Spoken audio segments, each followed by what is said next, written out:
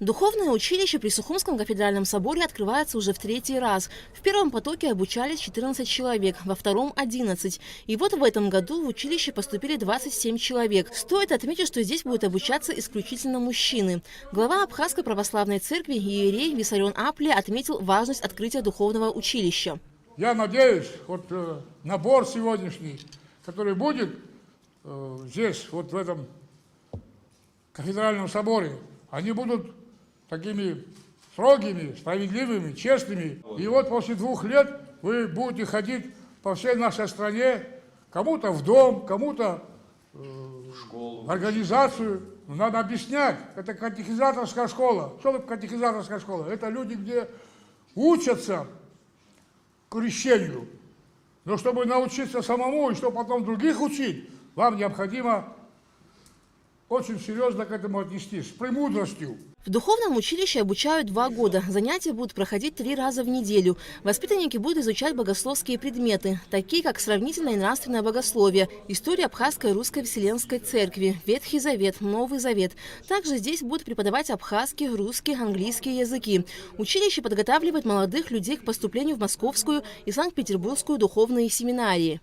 Конечно же, не все могут стать монахами, не все станут священниками, но углубить свои знания духовные, знания священного писания и знания догматические знания получить, изучать каноны, догмы, это, конечно, очень важно для каждого верующего. У нас есть абитуриенты, которые кандидаты наук, почти все с высшим образованием. У всех семьи, и серьезные люди пришли учиться к нам.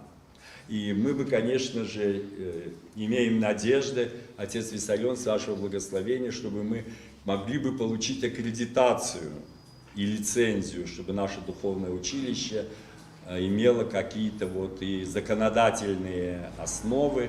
Открытие духовного училища, безусловно, благое дело, которое, несомненно, поможет в деле восстановления Абхазской православной церкви.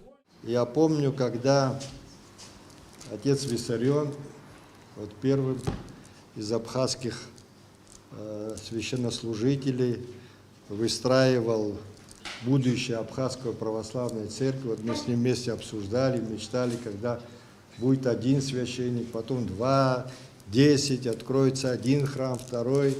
Слава Богу, мы видим сегодня, сколько уже храмов работает, сколько священников появилось в Абхазии. А тех, кто сегодня пришел обучаться, я вам желаю успехов. Вы представляете, на территории небольшой, в общем-то, Абхазии 300 с лишним культовых сооружений. Надо это все возрождать. Безусловно, наше единство многим не нравится, особенно тем, которые, сами понимаете, с каким уклоном относятся к нашему обществу. И я считаю, это очень хорошим началом, когда есть молодые люди, которые хотят продолжить то, что было заложено в основу возрождения Абхазской православной церкви. Министр просвещения и языковой политики Инал Габлия выступил с идеей включения в школьную программу предмет священного писания. В моем лице я хочу вас заверить, что школы Абхазии готовы к тому, чтобы принять священное писание в учебную программу. И есть зарубежный опыт, например, в Республике Беларусь, где мы недавно были, и руководство страны внедряет священное писание в учебную программу общеобразовательных школ. Я надеюсь, что именно знакомство с Библией, со священным писанием, с Евангелием будет начинаться со школьной скамьи. В Сухумском духовном училище богословские предметы будут читать священнослужители Абхазской православной церкви. Выпускники училища могут стать преподавателями воскресных школ.